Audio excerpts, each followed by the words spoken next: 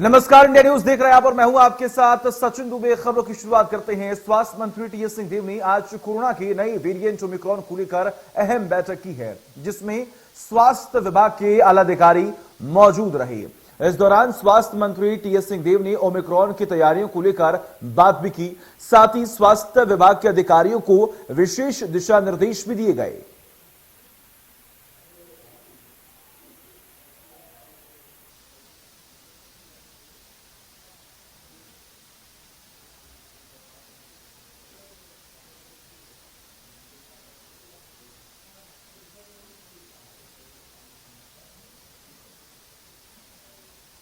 तमाम जानकारी के लिए हमारे साथ हमारे सहयोगी ओम प्रकाश चंद्राकर जुड़े हुए हैं। ओम प्रकाश, फिलहाल ओमिक्रॉन को लेकर क्या अपडेट है और सरकार अब सख्त हो चुकी है, क्या निर्देश जारी किए जा रहे हैं?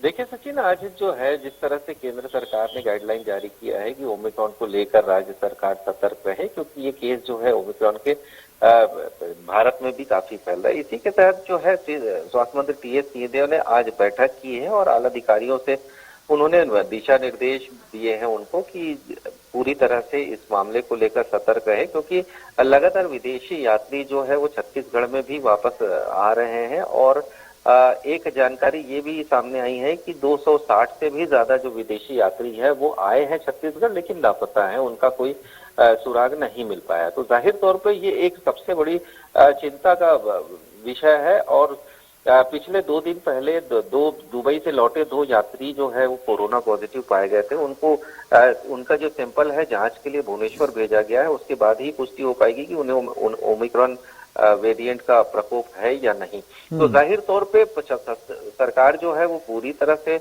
अलर्ट मोड पर है और आने जाने वाले लोगों की लगातार छानबीन की जा रही है कि कौन व्यक्ति बाहर से आ रहा है, कौन नहीं आ रहा है। जी बिल्कुल। ऐसे में अगर हम बात करें तो देखिए, मध्य प्रदेश में भी नाइट कर्फ्यू का ऐलान कर दिया गया।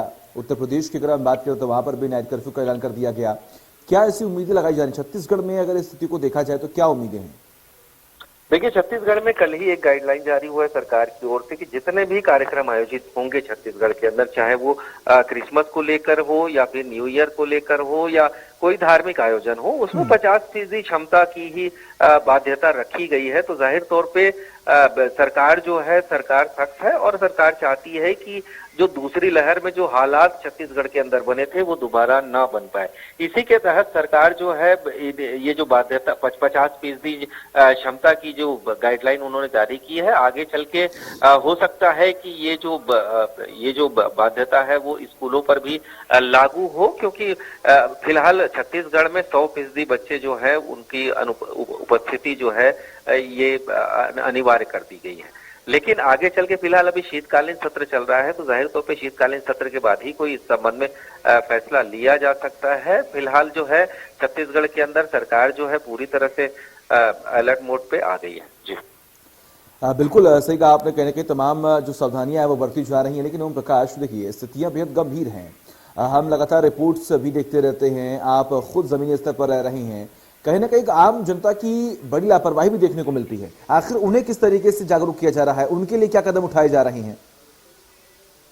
देखिए सचिन, सबसे बड़ा सवाल यहाँ ये उठता है कि जिस तरह से लोग जो है काफी संख्या में लोग टीकाकरण कर रहे हैं वैक्सीनेशन के लिए सेंटर में, लेकिन कई ऐसे लोग हैं जिनके अंदर ये धारणा बन गई है कि वैक्सीन उन्हें नहीं लगाना है। ऐसे में उन लोगों को वैक्सीन सेंटर तक लेके आना एक बड़ी चुनौती अभी से ही नहीं, पहले से ही सरकार के सामने रही है। दूसरी तरफ जो अभी पिछले दिनों जो 260 यात्री जो छत्तीसगढ़ में आए हैं रायपुर, जिसमें से 150 के करीब जो यात्री जो सिर्फ रायपुर के बताए जा रहे हैं, तो वो लापता है। तो जाहिर तौर पे जनता जो है इस संबंध में जागरूक नहीं है। वो जागरूक होकर भी इस तरह से पेश आ रही है जैसे कोरोना कुछ नहीं है। तो इसे लेकर जो है सरकार के सामने लगातार चुनौती रही है। हमने पहले फेज में भी देखा, कोरोना की पहली लहर में भी देखा, यही चीजें हमने सेकेंड वे पे भी देखा। तो जाहिर तौर पे इस बार भी लोग जो है बगैर मास्क के घूम रहे हैं, टीकाकरण की ओर